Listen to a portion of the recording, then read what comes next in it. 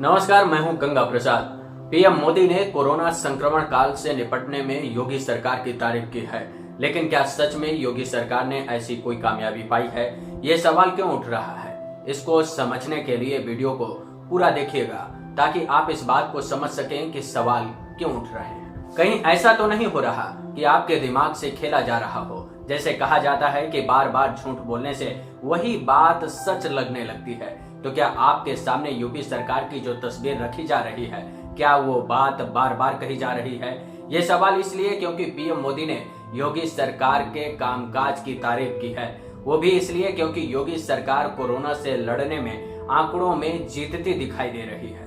कि जितने लोग इंग्लैंड, फ्रांस, इटली और स्पेन इन 4 देशों में रहते हैं, उतने ही लोग हमारे उत्तर प्रदेश में रहते हैं। लेकिन कोरोना में इन 4 देशों में मिलाकर उनकी जनसंख्या उत्तर प्रदेश जितनी है, इन 4 देशों में मिलाकर के 1,30,000 लोगों की मौत हो चुकी है। 1,30,000।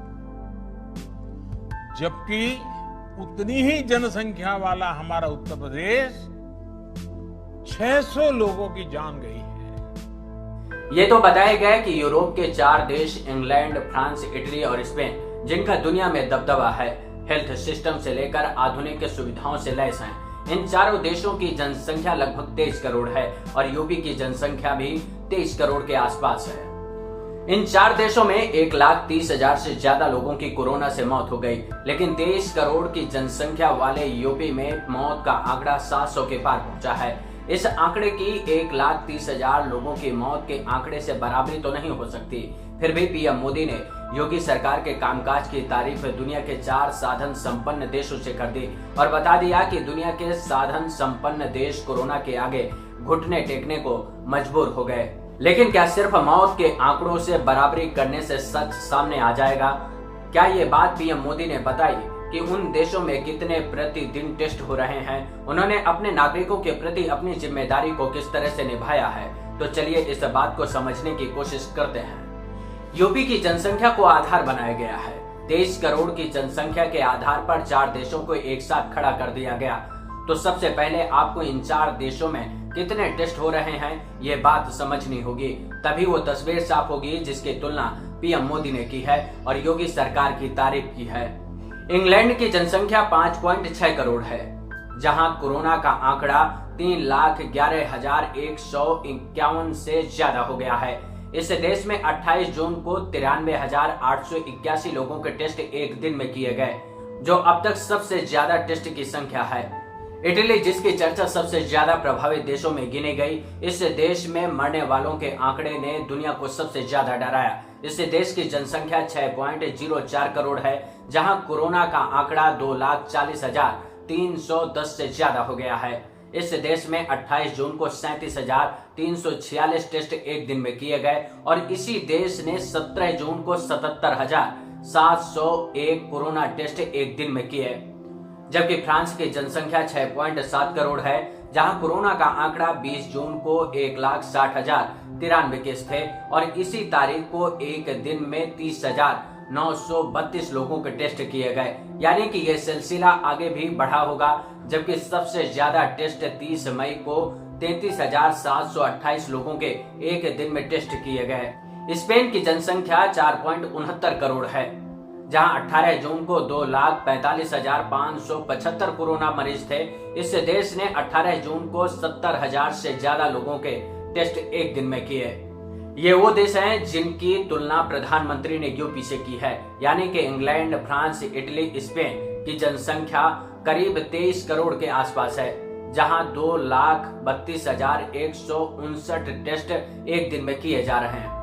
और 23 करोड़ की जनसंख्या वाले राज्य यूपी में टेस्ट की संख्या 20,000 से बढ़ाकर 25,000 करने के लिए सरकार मेहनत करने में जुटी हुई है। जबकि होना तो ये चाहिए था कि इस प्रदेश में भी कम से कम लाखों की संख्या में टेस्ट होने चाहिए थे, जो हजारों में हो रहे हैं और वाहवाही लूटी जा रही है। इसी आंकड़े को अब दूसरी तरह से समझने की कोशिश करिए। इटली 10 लाख लोगों के बीच से 3,989 लोगों के टेस्ट कर रहा है। फ्रांस में प्रति 10 लाख में 2,429 टेस्ट हो रहे हैं। इंग्लैंड में 4,696 टेस्ट हो रहे हैं और स्पेन में 5,282 प्रति 10 लाख में टेस्ट किए जा रहे हैं। और यूपी में 10 लाख लोगों के बीच में सिर्फ 112 लोगों के टेस्ट किए जा रहे हैं। अगर इस डेटा को जोड़ दें, यानी कि जनसंख्या को आधार बना ले, तो 4 देशों की लगभग 23 करोड़ की जनसंख्या में प्रति 10 लाख लोगों में 16,396 टेस्ट किए जा रहे हैं और यूपी सिर्फ 112 लोगों के टेस्ट कर रहा है। ये जो तस्वीर है ताली बजाने के लिए काफी है, मोदी और योगी का गुणगान गाने के लिए काफी है, क्योंकि अब तो प्रधान सेवक ने भी यूपी के सीएम की तारीफ कर दी है। लेकिन जब आप अपने देश में दूसरे राज्यों की तस्वीर देखेंगे तो यूपी से अच्छे हालात मेडिकल सिस्टम के दिखाई देते हैं। इस देश में अब यूपी की जनसंख्या की बराबरी करने वाला कोई और प्रदेश नहीं है। एकमात्र यूपी ही है जहां से लोकसभा की 80 सीटें आती हैं। इसके बावजूद ज्यादातर हर क्षेत्र में यूपी का नाम फिसड्डी नजर आता है, अब वो चाहे कोरोना की लड़ाई में ही क्यों ना हो। 11.42 करोड़ की जनसंख्या वाले महाराष्ट्र में 10 लाख में 1,442 लोगों के कोरोना टेस्ट किए जा रहे हैं। 2 करोड़ की जनसंख्या वाली दिल्ली में 10 लाख में 4,376 लोगों के टेस्ट किए जा रहे हैं। 6.79 करोड़ वाले तमिलनाडु में 10 लाख में 1,212 लोगों के टेस्ट किए जा रहे हैं और यूपी में सिर्फ और सिर्फ 112 लोगों के टेस्ट हो रहे हैं। इसका मतलब ये नहीं है कि इन 3 राज्यों के बाद यूपी का नंबर आता है। यूपी से बेहतर कई और राज्य हैं जहां टेस्ट यूपी से बेहतर किए जा रहे हैं। ये आंकड़े 29 जून 2020 तक की तस्वीर के आधार पर हैं। तो फिर अब किसको आधार माना जाए? क्या महाराष्ट्र, दिल्ली, तमिलनाडु ने लोगों के टेस्ट तेजी से कराने का जो फैसला लिया, ऐसा कर इन राज्यों ने गलत किया और योगी सरकार जो कर रही है वो सही है? यही संदेश प्रधानमंत्री ने दिया।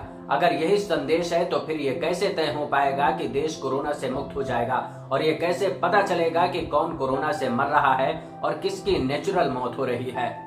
क्योंकि टेस्ट नहीं होंगे तो कोरोना से होने वाली मौतों का आंकड़ा भी पता लगाना संभव नहीं होगा, क्योंकि अंत में आंकड़े ही बताए जाएंगे।